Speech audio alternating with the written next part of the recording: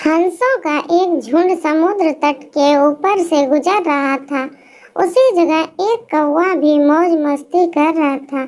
उसने हंसों को अपेक्षा भरी नजरों से देखा।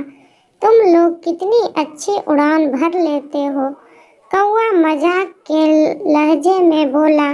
तुम लोग और कर ही क्या सकते हो, बस अपना पंख फड़फड़ाकर उड़ान भर सकते हो। क्या तुम मेरी तरह फुर्ती से उड़ सकते हो, मेरी तरह हवा में कलाबाजियां दिखा सकते हो? नहीं, तुम तो ठीक से जानते भी नहीं कि उड़ना किसे कहते हैं। कौवे की बात सुनकर एक वृद्ध हंस बोला, ये अच्छी बात है कि तुम ये सब कर लेते हो, लेकिन तुम्हें इस बात पर घमंड नहीं करना चाहिए। मैं घमंड वमंड नहीं कर जानता। अगर तुम में से कोई भी मेरा मुकाबला कर सकते हैं तो सामने आए और मुझे हरा कर दिखाए। एक युवा नर हंस ने कौवे की चुनौती स्वीकार कर ली। यह तय हुआ कि प्रतियोगिता 2 चरणों में होगी। पहले चरण में कौवा अपने करतब दिखाएगा और हंस को भी वही करके दिखाना होगा, और दूसरे चरण में कौवे को हंस ने करतब दोहराने होंगे। प्रतियोगिता पूरी शुरू हुई। पहले चरण की शुरुआत कौवे ने की और एक से बढ़कर एक कलाबाजियां दिखाने लगा। वह कभी गोल गोल चक्कर खाता तो कभी जमीन छूते हुए ऊपर उड़ जाता। वहीं हंस उसके मुकाबले कुछ खास नहीं कर पाया।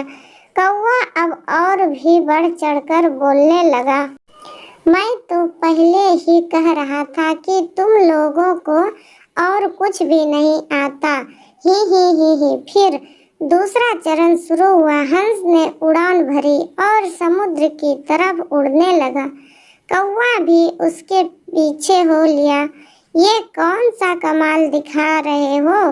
भला सीधे सीधे उड़ना भी कोई चुनौती है?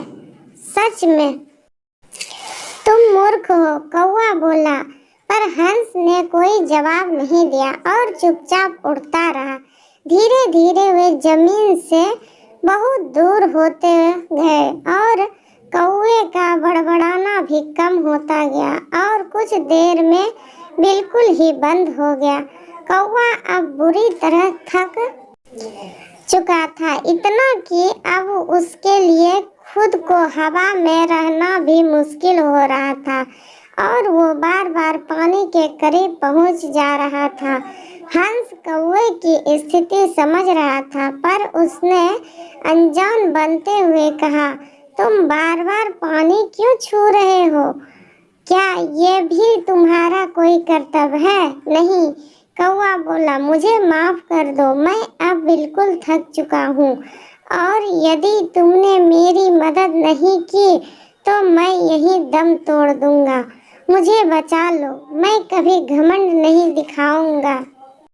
हंस को कौवे पर दया आ गई। उसने सोचा कि चलो, कौवा सबक तो सीख ही चुका है, अब उसकी जान बचाना ही ठीक होगा, और वह कौवे को अपने पीठ पर बैठाकर वापस तट की ओर उड़ चला। दोस्तों, हमें इस बात को समझना चाहिए कि भले हमें पता ना हो, पर हर किसी को कुछ ना कुछ क्वालिटी होती है जो उसे विशेष बनाती है, और भले ही हमारे अंदर हजारों अच्छाइयाँ हो, पर यदि हम उस पे घमंड करते हैं तो देर सबेर हमें भी कौवे की तरह शर्मिंदा होना पड़ता है। एक पुरानी कहावत भी है, घमंडी का सर हमेशा नीचा होता है।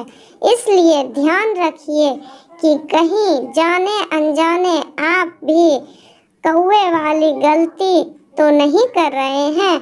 थैंक यू दोस्तों। अगर यह वीडियो अच्छी लगे तो सब्सक्राइब करके लाइक कर दें।